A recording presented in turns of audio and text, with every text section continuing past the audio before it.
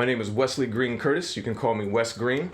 I'm an audio engineer. I live here in Atlanta, Georgia. I've been producing probably about 20 years now. We run a company called MoreDopeMusic.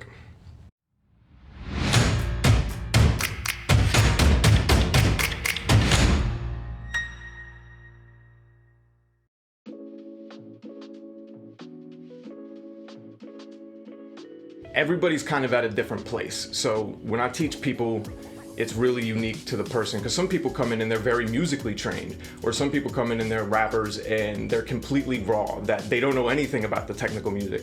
And in that case, I like to teach the knowns before I teach the abstracts. So I'm going to teach a rapper more about, this is how you count bars, and this is a 16th, and this is an 8th, and it's surprising the amount of how deep people can get without knowing that stuff. And once you start to understand that, like especially for a rapper, going in and out of triplet, things like that, when you start to really know how to control your your changes in your flows. But if you're a singer and you're someone further along, I would probably work on more of the abstract, work on what are the right songs, what is the brand, who is this person, what is the thing that people want from them. So the first thing is always going to be based on where the person's at, but it's always going to be easier to start with the less abstract.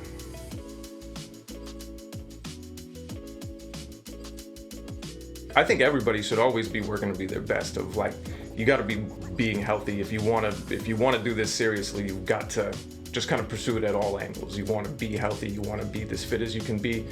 Just from a practical level, if you want to tour and do this business all the time, you should probably be in good shape.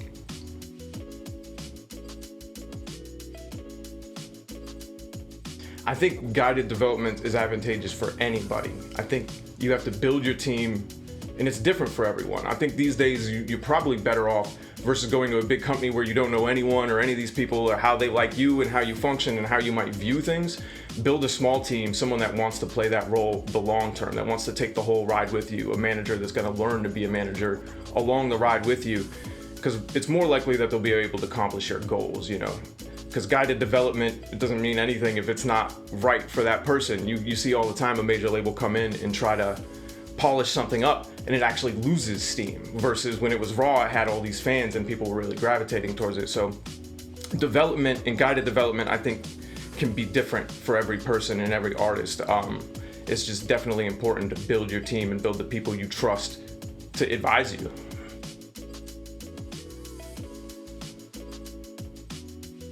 It is imperative that an artist focus on every aspect of brand building.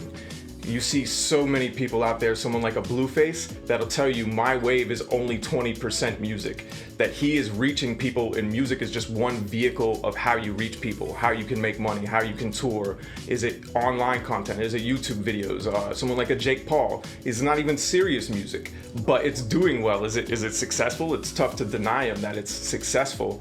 So it's really unique, I think, to every person,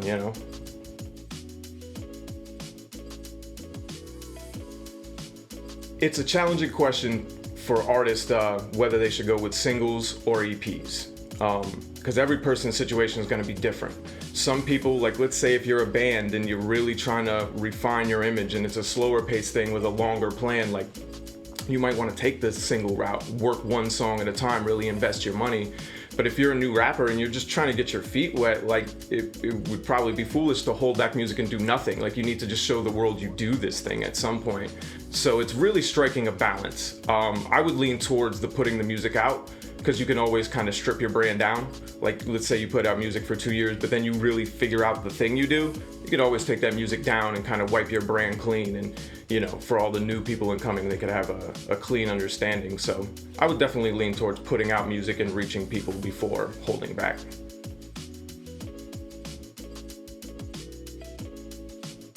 I think labels still play an important part, that it's a lot of people on the ground, rappers, can see a label and be like, I have my team and I have my fans, I have my show. What do I need a big investor and a big company for? My team is working. And there's a lot of people that really grow that all the way, like a Chance the Rapper, or even like a Macklemore's case, that they had a #1 single on iTunes with just the success of the video for Thrift Shop, but then it became a #1 single on radio when they allowed Warner Brothers to shop it to radio, put it out to radio. So it caught a whole second wave, and the unique thing about the deal was that Warner Brothers was paid a flat fee. They didn't sign a deal with Warner Brothers, they just paid to push it to radio. So I think labels are still an important part. To some extent, they can just be a money machine, that they are an expensive loan in some ways. If you can build your team and your people and hire out, that's kind of the optimal model in this age. But everyone's situation is unique and every label is different. You really got to know the people. Definitely talk to your label owners, know who you're getting in with, and make sure they're just on the same page creatively of like, do they want to do the thing you want to do? Are they going to let you release music at the pace you want to release? Like, don't sign a deal and then be really mad. Like, my label doesn't like my new single and they won't let me put it out. Of like, you partnered with these people for their advice, for them to tell you when you have the right thing. So chances are you don't have the right thing, but that's all subjective.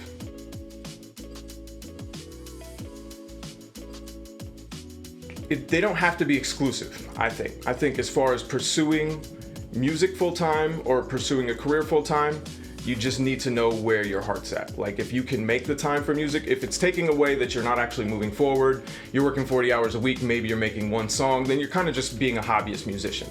But if you can make your money and still, I'm a musician full time, you should never turn off your money machine. You're gonna need your money machine to move forward, period. If you want to work in music, I would advise finding a role in music that you can do. When I started, I was a rapper and I learned to engineer and I learned to DJ and I learned to whatever I could do to make money in the business because I wanted to be in the business more than anything. And I think if you make that decision, you don't have to necessarily jump ship on your 9 to 5. You just have to know your direction. I'm Wesley Green Curtis. You can call me Wes Green. I'm with More Dope Music here in Atlanta, Georgia, and I support the National CEG.